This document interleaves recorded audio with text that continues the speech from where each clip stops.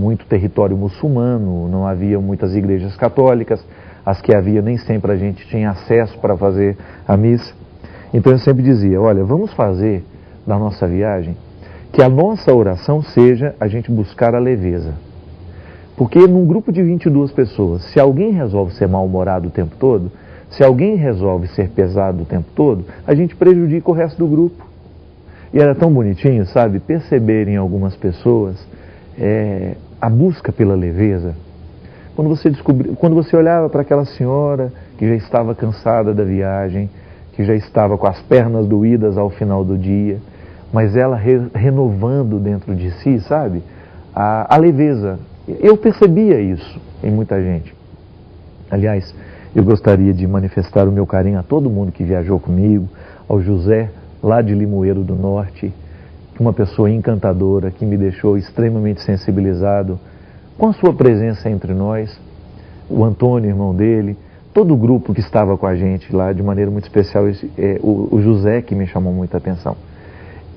E eu me recordo que logo quando a gente começou a viagem, muita gente eu conhecia lá de Taubaté, assim, de nome, como a dona Cidinha Barbosa.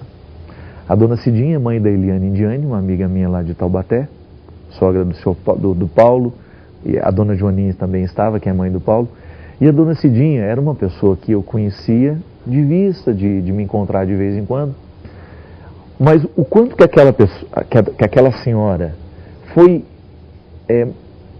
instrumento de Deus na minha viagem, sabe por quê? Por uma razão muito simples, pela alegria que ela me causava. Confesso para você que eu estava muito tenso na época de viajar, estava com o lançamento do livro, lançamento do DVD, e deixar a minha vida e ficar 18 dias fora não é muito fácil. Mas é interessante a gente descobrir que existem algumas pessoas que elas acabam sendo chaves para a gente poder dar conta da vida ali. Ali foi a dona Luci, a Leila, a dona Cidinha, a dona Joaninha, a convivência, né? A Irene, a dona Isabel, tanta gente, a Glória, a dona Terezinha, mãe da Glória. Quando a gente teve a oportunidade de descobrir, na Sueli, lá da Vila Maria de São Paulo, quando você foi descobrindo um por um, né? E o papel que aquela pessoa exercia na sua vida ali, naquele momento, quando a gente descobria que o cansaço era de todos, mas que ao mesmo tempo as esperanças também, a gente renovava isso no dia a dia. O grande Walter, que é o proprietário lá da empresa que fez a viagem, mais a sua esposa Lisete, o carinho deles com a gente, as guias que nos acompanhavam. Então a gente faz na vida algumas experiências práticas de descobrir que a minha vida naquele momento foi modificada, eu não estava na minha casa, eu não estava com a minha segurança, eu não estava com as minhas coisas, com a segurança do meu lar, da minha estrutura, com os meus significados, mas então eu tenho a oportunidade de tocar na leveza do outro. E aí a gente fica mais leve também. É isso que a gente precisa fazer. Quando você tem essa situação difícil, de modificação da sua estrutura, de lar, de família, busque essa leveza, porque é sempre muito importante. Não torne mais pesado do que já é. Imagina se a gente ficasse lá mal-humorado no segundo dia, eu quero ir embora para minha casa, e a gente perderia todo o prazer da viagem. Vamos atender agora a Elaine Moraes, que mandou um e-mail para a gente dizendo assim: Padre Fábio, meu noivado de 6 anos terminou e agora estou tendo muita dificuldade de enfrentar essa perda. Como posso fazer? É claro, Elaine, que quanto mais tempo é o investimento, né, que a gente tem ao lado de uma pessoa, quanto mais tempo você investe a sua vida ao lado de uma pessoa e depois isso dá certo, dá errado, né, maior é a dificuldade de depois viver esse processo de sofrimento. O sofrimento psíquico é muito duro, né? Uma coisa é você sentir uma dor na perna, uma dor no braço, uma dor de cabeça, esse é o sofrimento físico. Mas o sofrimento psíquico é muito difícil de ser sentido porque ele faz doer tudo, né? E é muito difícil mesmo conseguir encontrar o ponto de equilíbrio. Eu costumo dizer que essas questões afetivas, elas precisam ser racionalizadas. Se a gente não racionaliza, a gente sofre dobrado. O que é racionalizar? É você começar a pensar de maneira um pouquinho mais fria sobre o que aconteceu, sobre o que você perdeu. Ainda eu estava conversando, né, com uma pessoa lá na academia essa semana. Ela tinha terminado um namoro de muito tempo E como eu acompanho o caso, eu perguntei para ela, e aí, como é que você está? Eu até brinquei com ela, né? Como é que está a gripe, né? Que eu chamo o término do noivado de gripe. Como é que estão os sintomas da gripe, né? Já melhorou um pouco? Ela falou assim, estou ótima. E aí ela me, conversando ali, eu percebi que o que faz essa menina estar ótima também com o casamento marcado? É justamente a capacidade que ela está tendo de racionalizar. Porque quando terminou o namoro, o que fez sofrer tanto? Ela pensar em tanta coisa que ela achou que ela tinha perdido. Mas de repente, quando ela começou a racionalizar, ela foi descobrindo, quando começou a deixar um pouco a prevalência do sentimento sobre a sua razão, ela começou a entender que ela não tinha perdido tanto assim. Às vezes a gente sofre demais por uma pessoa que nem existe, né? Às vezes a nossa idealização do outro é tão grande que você acha que o outro é uma coisa, mas ele não era tudo aquilo que a gente achava. Então racionalizar nos ajuda a pensar, não perdi tanto assim como estou achando que perdi. É um jeito bonito que a gente tem. Às vezes a pessoa, quando ela está muito emocionada, ela acaba esquecendo da razão. Um exemplo disso a gente via lá na nossa viagem, né? Dona Ieda é uma pessoa que eu gosto muito, ela é de Manaus. E eu adoro irritar a Dona Ieda.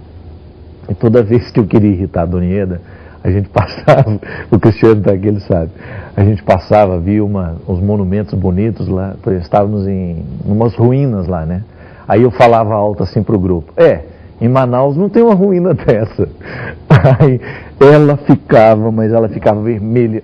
E eu achava interessante porque é muito fácil irritar a Dona Ieda. É só você falar que em Manaus não tem isso. Porque como ela é uma manauense apaixonada pela terra, e é tão lindo você perceber isso, né? E eu mando aqui o meu abraço carinhoso a todo o povo de Manaus.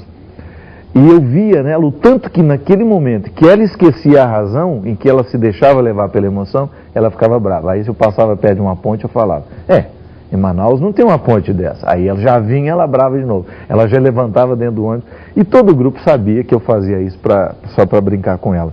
Mas ela levava a brincadeira sempre na emoção.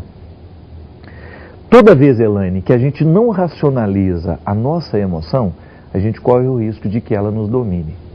E é muito difícil a gente conviver, né, com a nossa emoção fora do controle. Uma emoção fora do controle pode nos levar a matar alguém.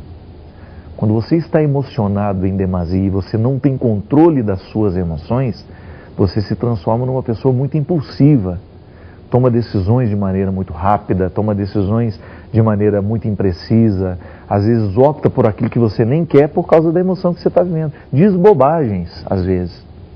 Quantas vezes, e nós somos uma família assim, né? Às vezes a gente tinha brigas lá em casa que quem passava na rua pensava, não, esse povo aí nunca mais vai voltar a se falar. Italiano é muito assim, né?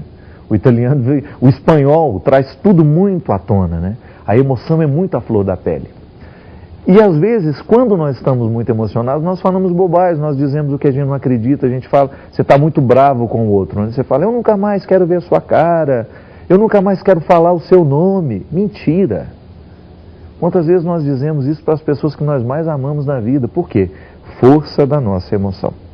O problema é que às vezes o discurso muito emocionado, ele pode ferir muito o outro. Então, a gente acaba ficando muito machucado porque a gente guardou aquilo como uma verdade. E às vezes quando você rompe um relacionamento, o que dói tanto? É você pensar em todo o investimento afetivo que você fez e agora não está tendo o retorno que você esperava. Então aí é o momento de racionalizar. Tudo bem, terminou o namoro, não tem como mudar, não há retorno, não há volta, mas o que eu posso fazer a partir de agora? O mundo não acabou. É a primeira coisa que precisa racionalizar isso.